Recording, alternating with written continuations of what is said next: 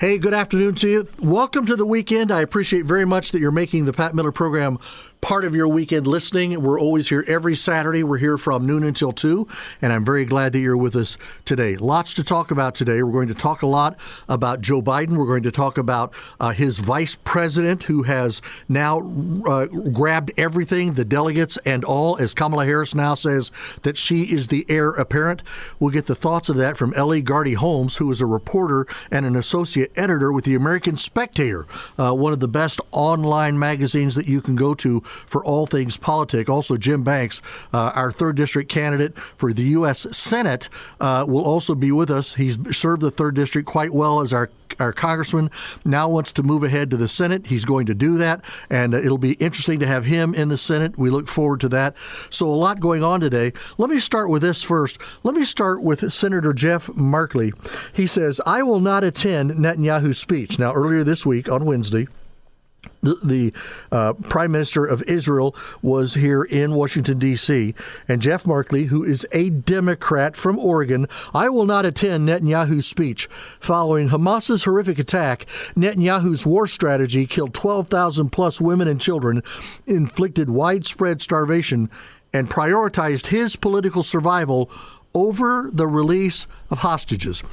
Senator Merkley, how many times does Benjamin Netanyahu have to offer some kind of a sprig of hope and peace?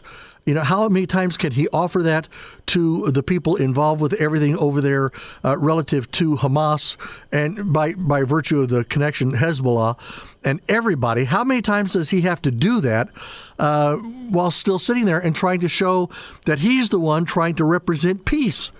How many times can you do that? Over and over and over.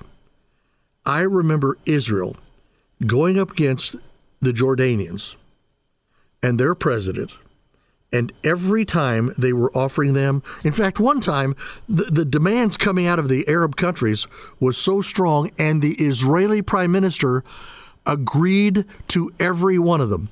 Every one of them. And then at the end of the day, when they saw that he had offered exactly what they asked for, they turned it down. How do you do that? How do you do that? And the reason they did it was because they didn't want peace. They wanted the argument. See, what people say they want and what they really want, sometimes when you call their card, you begin to really find out who they are and what it is they want to do. It's just craziness, absolute craziness, based on everything going forward there in the Middle East. But Jeff Merkley said he, Benjamin Netanyahu, should not have a platform before Congress. Well, Senator Merkley, that's not your call. If I were the people of Oregon, I would say, why would you not be there for Netanyahu's speech?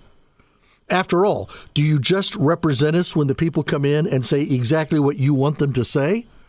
How can you respond to what he says if you're not there? I guarantee you, he won't be there, but he'll either be in his office there on Capitol Hill or his home in D.C. or the back room at some restaurant with a large screen TV, and he's going to watch it in real time. And that's exactly what's going to happen. Kamala Harris, we know her, Vice President of the United States, now wanting to be your next president. Kamala Harris came out and she goes, in one term, Joe Biden has already surpassed the legacy of most presidents who served 2 terms in Congress. I just wish somebody in the press would have just gently raised their hand and said, Madam Vice President, before you go on, can you name for us 3 previous presidents from both parties who did not accomplish in 2 terms as much as Joe Biden did in 1? Can you do that for us? Because we're really pressed looking for that answer. I call that a delusion of grandeur. And then, Transportation Secretary, can you name him? Yeah, Pete Buttigieg. Pete Buttigieg says Kamala Harris has been a part of this historically effective administration. He knows everything about the administration being historically effective. He made it historic because he wasn't in his position months when all at once he was taking a 3 or a 4 month maternity leave because he and his gay partner had adopted a child. Now, if they want to adopt a child, fine. and people fight, oh, no, you can't let them do that because they're homosexual. If they want to adopt a child, fine, go ahead. Raise them properly, do what you need to do.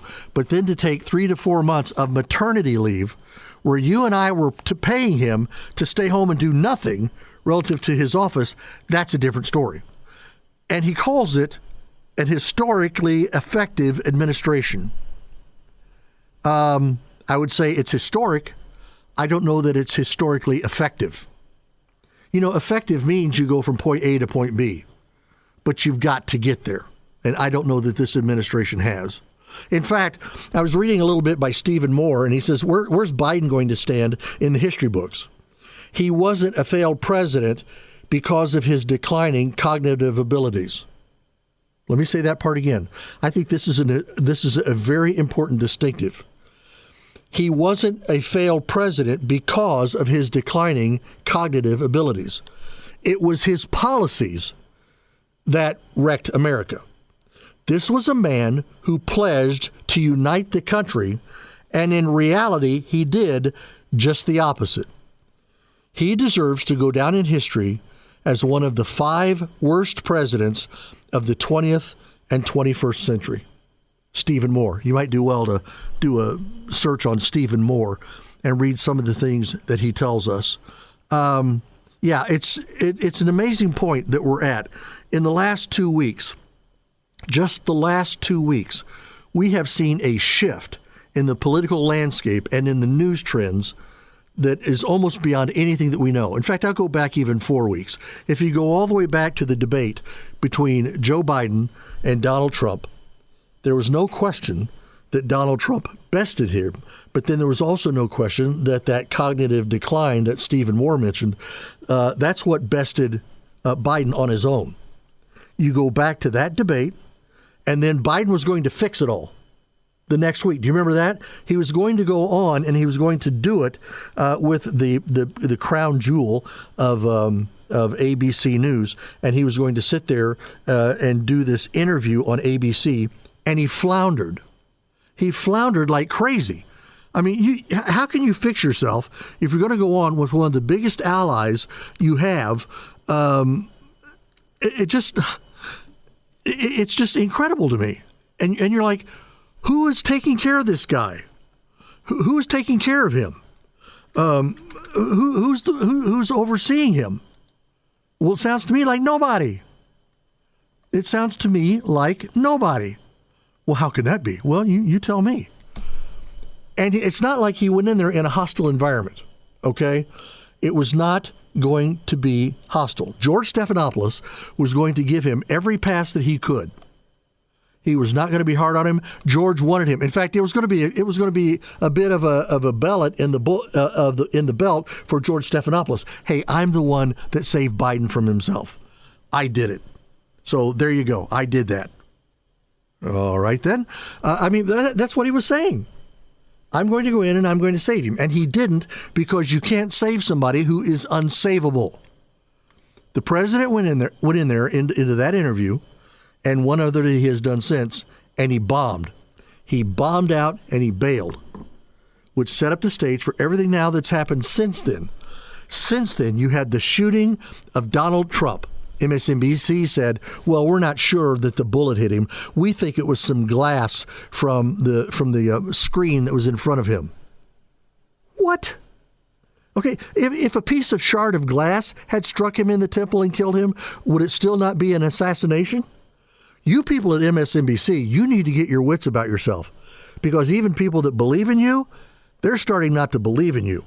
We've got more to carry on all this. J.D. Vance, future Vice President of the United States, he'll be on. We'll tell you a little bit about what he said. And then we're also going to take a few from Senator Chris Coons, Democrat from Delaware. We do all this moving ahead on this Saturday right here on WOWO 92.3 FM and 1190 AM.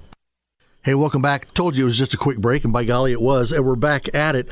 We talked to you about some things by some Senator Mark Lee and Kamala Harris and Pete Buttigieg. And I was finishing with comments by Stephen Moore. He says, where's Biden going to stand in the history books? He wasn't a failed president because of his declining cognitive abilities. It was his policies that were wrecking America. This is the guy who pledged to unite a country, and did just the opposite. He deserves to go down in history, according to Stephen Moore, in history as one of the 5 worst presidents of the 20th and 21st centuries.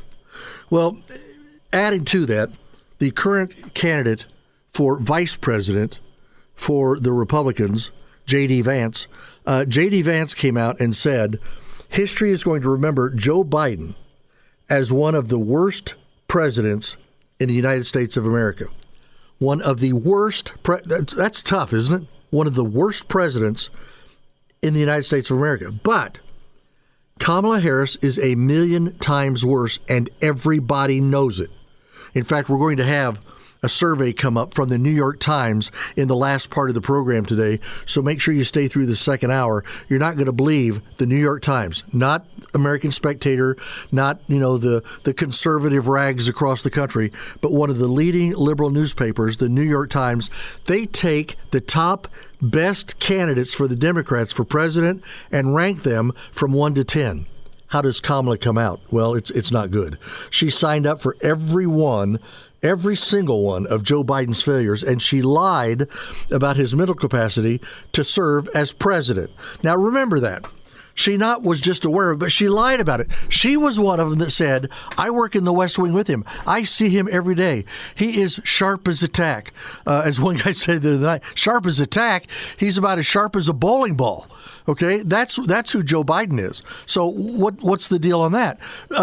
That's where things are at. Okay, I never saw any episode or any incident with Joe Biden. This is from Chris Coons, Democrat, Delaware. I never saw any single episode or any single incident with Joe Biden as we saw on that debate stage. I don't think that there is a huge cover-up underway here, and I frankly don't think that matters. Okay, so they're all going to go brain dead here. They're all going to do a complete flip. I mean, 2 weeks ago, Joe Biden, ever since he walked off the debate stage, it was, he's got to get out of the way. Yeah, he was always a great guy, but he's got a mental problem or something. There's some kind of an illness. There's something. He had it, but he's losing it, whatever it is. And all of these people now are lining up saying, well, it's never that he had a mental incapacity or anything. It's none of that. You got to make up your mind. Now, here's the crazy part. Because they've got the American media right in bed with them, they are going to sit there and be able to completely rewrite history of the last 2 or 3 weeks and make you think they didn't say what they said. I never saw any episode or any incident with Joe Biden that we saw on that debate stage. There's no cover-up? Really? Seriously, is that... I don't know how Coons thinks that he now qualifies to be a continuing senator from the state of Delaware. I mean, how's he pulling that off? He goes, something that I think hasn't got much coverage is Kamala Harris's passion. Her passion for securing and stabilizing the middle class. I thought that's what Joe was doing. Can she separate herself? Can Kamala Harris now come on to the presidential debate stage? Can she come out into the limelight and the spotlight of somebody running for the top office in the land? And can she present herself as somebody who is far and above anything that ever came out of the Biden administration? She was the Biden administration. How do you step away from that? How do you step away from being the number 2? You are so engaged with the president that should he die, God forbid, you are ready to take over and to take control. How can you do that? How can you pull that off? Well, she can pull it off because she thinks that that the way this is the way this is.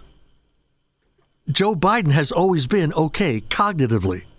Joe Biden has never been the bumbling, stumbling. He never tripped on an airline stair anywhere. He never walked off the stage in the wrong direction anywhere. I still will never get over on the night of the debate when they were in their wrap-up room and Jill Biden is standing on the stage with the president, and as he's standing beside her, you could see that look in his eyes. He still doesn't know where he is. And she goes, "You were good tonight. You were so terrific. Do you know what you did? You answered every question." And like I said, that sounds like something I would have said to my girls like when they were in kindergarten. You were so amazing tonight in your school play. You remembered every line. You remembered every word of every song you did. Oh, honey, I'm so proud of you. That was Joe Biden with the President of the United States. I mean, that's who that was. He goes over to the G7, right?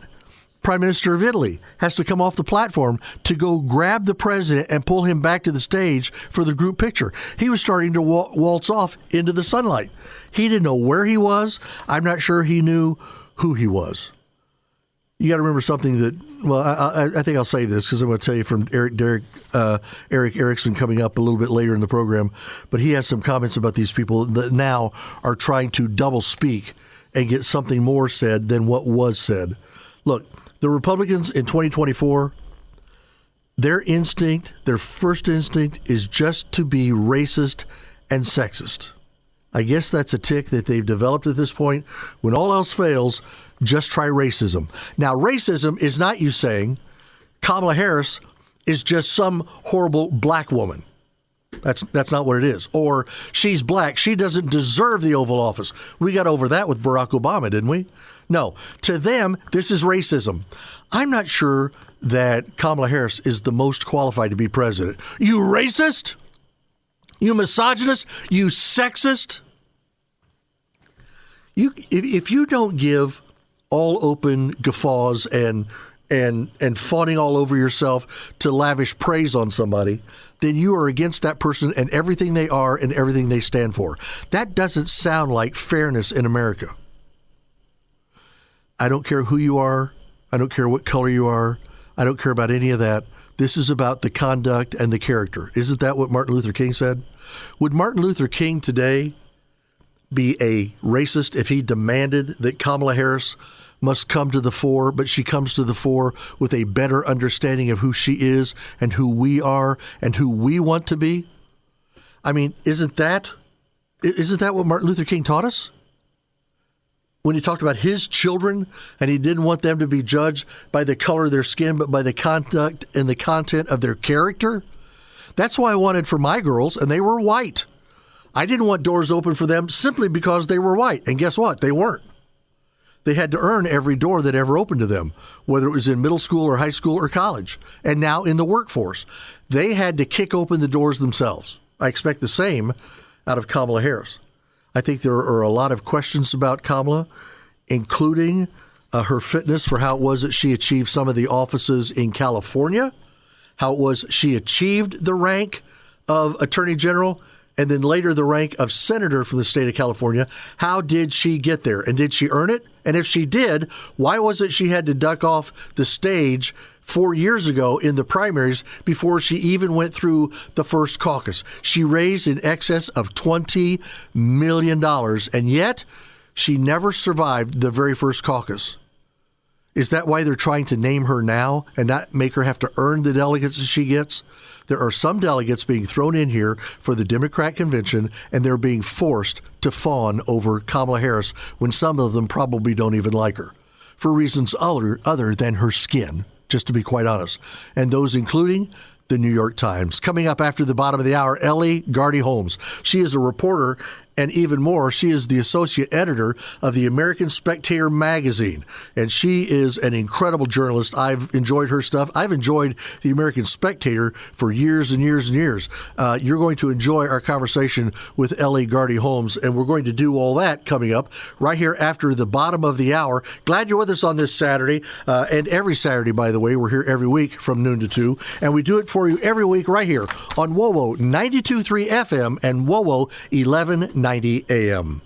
And welcome back here on the Pat Miller Program. Very, very glad that you're with us as we go through the second part of Hour 1 on this Saturday.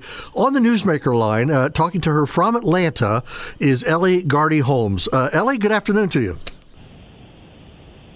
Good afternoon. Thank you so much for having me on, Pat. Yeah, you bet. One thing that caught my interest was not just your takings on what it is that's going on with Biden, but knowing that you're doing a lot of it through your writing at the American Spectator. And I will just tell you now that the American Spectator has always been one of my favorite pieces to go to. I always find it very well written, very well put together by the people involved, including your pieces.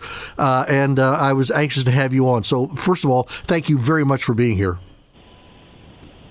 Oh, thank you so much. I appreciate that. You made the statement, virtually no mainstream media outlets are questioning whether the cognitive decline they have reported on so furiously in recent weeks, and they really have, impairs Biden's ability to lead the country. Your point that you're making there is, okay, finally the mainstream media is saying what a lot of us have been saying for a long time. There's something wrong there. And now they're talking about the fact that, well, he's not going to run again, so there's no harm, no foul. There could be a lot of harm and a lot of foul in the next few months if he continues to run the country, correct? Oh, absolutely. He has 6 more months to run the country. And we had weeks of every single day there was another leak of more anonymous sources saying the president is losing it. Yep. He's not dependably engaged most of the day. We had Carl Bernstein saying that there were all these occasions where he looked like he totally lost it. Right. And now all of that coverage is gone. Well, you know, we had all of the times when we would see him there for a while just freeze up. And it was like he was the Democrat response to Mitch McConnell.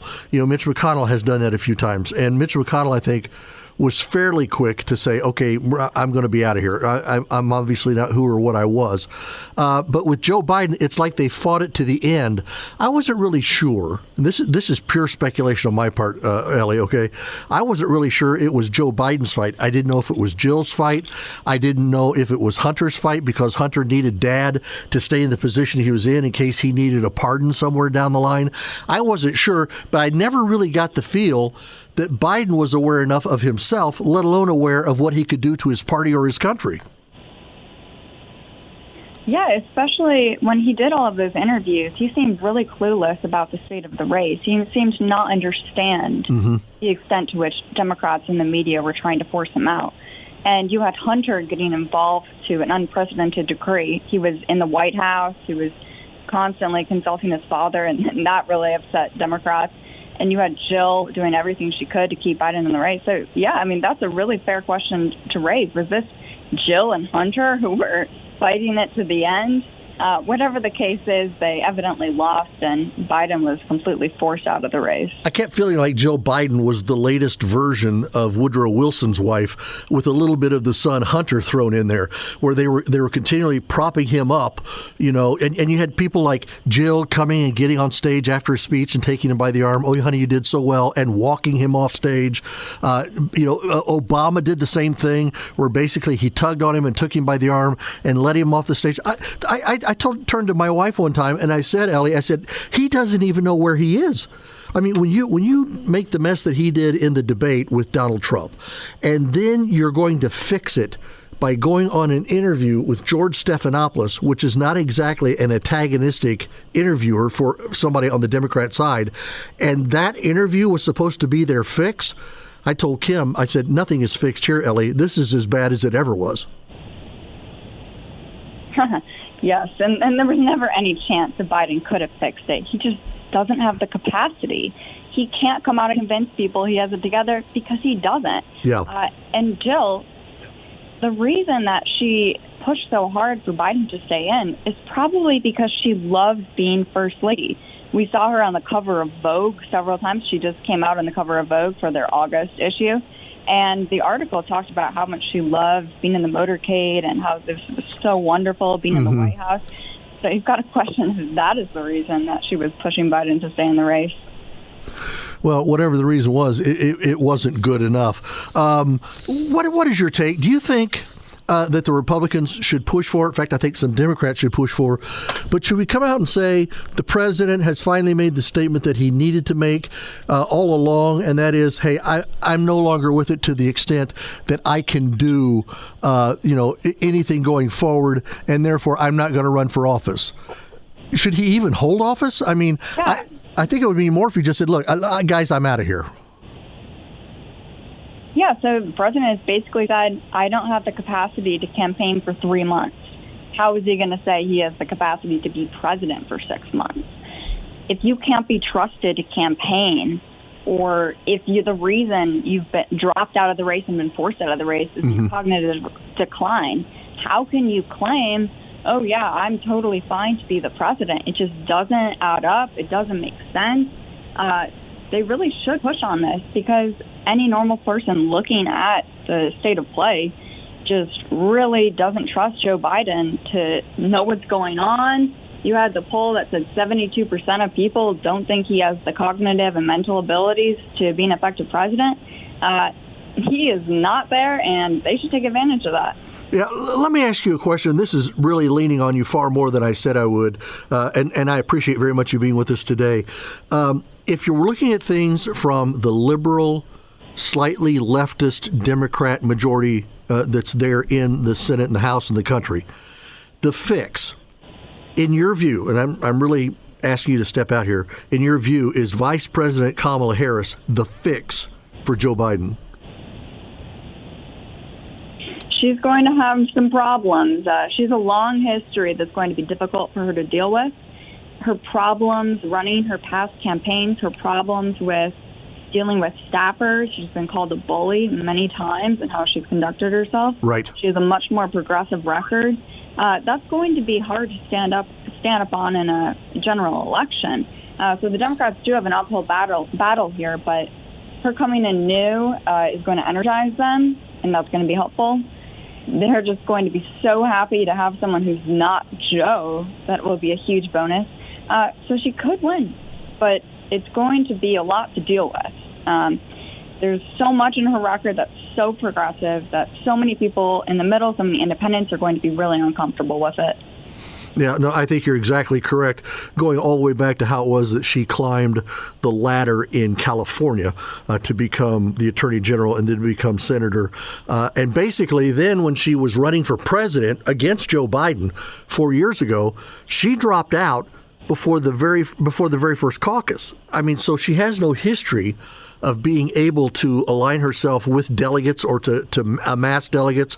She has them now, but that I don't think that her delegate count now speaks to her ability to be part of the concern of the delegates. I think it speaks to the fact of the panic of the Democrat Party.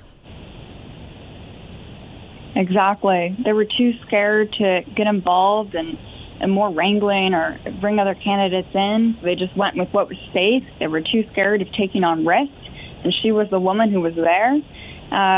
But if they had a way out, they would have picked someone different. They would have picked someone who could have appealed to middle America and all those centrists out there. But she was the woman there, and that is who they decided to go with. But yeah, I mean, look at her campaign when she ran for president. It was a disaster. She couldn't make it to Iowa. And what's more, she was just filled with all those. There was leak after leak. Her staff was terribly run. The campaign was a mess. The leadership roles were in total disarray. She had her sister running it, and that was not working well. So there were quite a number of nasty comments that came out about how that campaign went. So we'll see how things go this time. I appreciate our guest being with us. We're going to finish up here in a minute, but her name is Ellie Gardy Holmes, and you can find her. If you want to go to the American Spectator and click on the authors, you'll find her listed there, and you can see some things. Like, for example, she does her writings. She's also quite often on the Spectator PM podcast, so you'll want to see that, and she's on with some others. I think I watched yours last month, I think with Aubrey. Did I have that right? Yes, that's correct. Yeah, and I enjoyed that podcast very, very much. One other thing I want to point out, she has a new book out. In fact, last month her book was just released, Newsom Unleashed, The Progressive Lust for Unbridled Power, talking about Gavin Newsom, who also comes out of California politics, and he's kind of been a force there. I can't imagine, and this is pure speculation, but Ellie, I cannot imagine that Gavin Newsom jumped up and down, punched his fist in the air when Joe Biden gave his endorsement to his vice president. I don't imagine that Gavin Newsom was all that thrilled. Oh, absolutely not. You've got to think that Gavin was hoping the president would give him the endorsement. He's been out there as his top surrogate, and Joe Biden does not like Kamala. Gavin Newsom also does not like Kamala. So he had hoped that he would possibly get the nod. He had been really hoping that there would be some way to jump in the race this year. Mm-hmm. And now he is very concerned because when 2028 comes, Kamala might be the woman who seeks after the job and has a lot of advantages behind her, especially if she's able to win.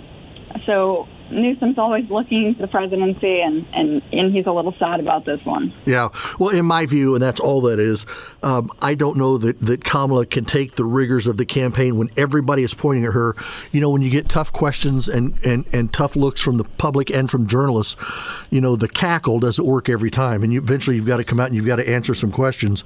If she does not win this year against Donald Trump, I don't think she will. But if she does not, her political aspirations as far as the presidency at that point would pretty much be over going forward, wouldn't they?